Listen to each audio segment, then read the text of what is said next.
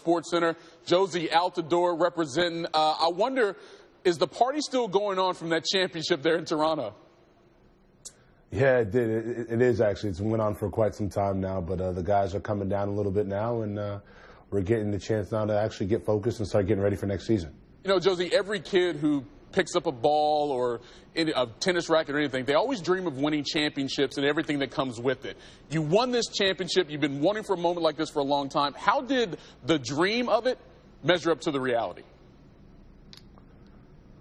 Yeah, it was everything and more, to be honest with you, to have a chance, to win a trophy with players and a group of guys that you care about, that you've been through a lot with, a lot of adversity. I mean, making it to the final last year and not winning, it takes a lot out of you. To have a team that kind of, took all that in and came back the next year stronger and better, even more motivated to do something special, means everything. We talk about losses being motivating for teams and individual players trying to win that championship. Can you give us an example of how losing that opportunity last year affected something you did maybe prior to the season, during the season, that got you to that point where you could actually win it? Yeah, it was hard. I mean, you get a lot of self-reflection. Anytime, something like that happens in a big game like that, it takes a while. It takes a lot out of you. So I think we just got together and just figured out what we were missing. I think we were a player or two away, and I think the front office did a great job in identifying those players. And we had a lot of guys from within too step up, a lot of young kids that had big years for us. So, all in all, it was a collective effort, and, we're looking to build on this. Of course, you came over from England to Toronto. I've heard you say recently that you love the city. What is it like playing for Toronto FC in the MLS, in that market in particular? Toronto's a special environment. Combined with it being just a crazy, fanatic sports city, combined with it's so many minorities in Toronto, so many walks of life that you come across when you live there.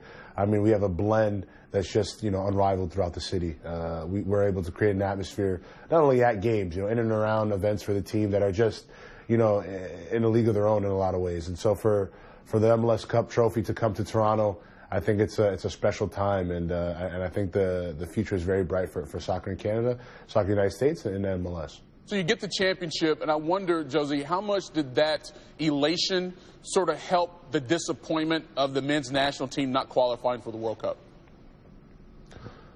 Yeah, I mean, obviously, Toronto and the U.S. national team are separate entities, and it wouldn't have been fair to come back to Toronto and not give them all the focus and everything you have left to try and do what we did this past season. Obviously, not qualifying for a World Cup is disappointing in a lot of ways, and it gives us a chance now to look at the program going forward and what ways we can do to make it better. And it won't go away anytime soon, but these things happen.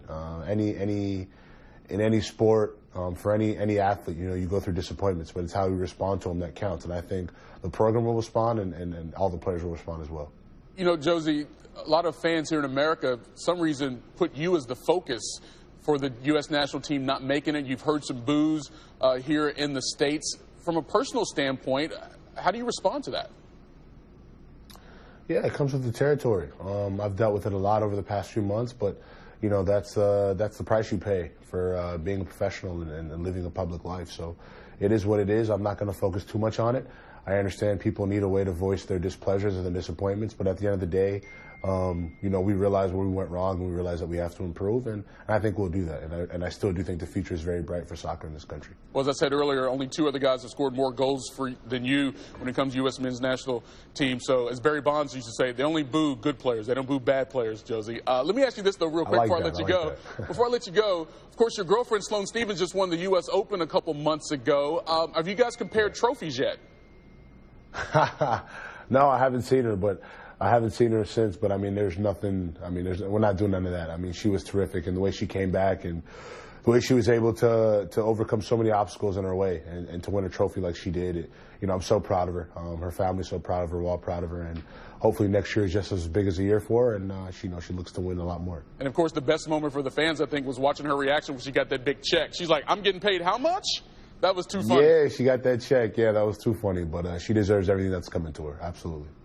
Jozy Altidore, of course, Toronto FC just won the MLS Cup, and he scored the deciding goal. Jozy, appreciate the time, and enjoy that vacation on the celebration, man. We appreciate the time.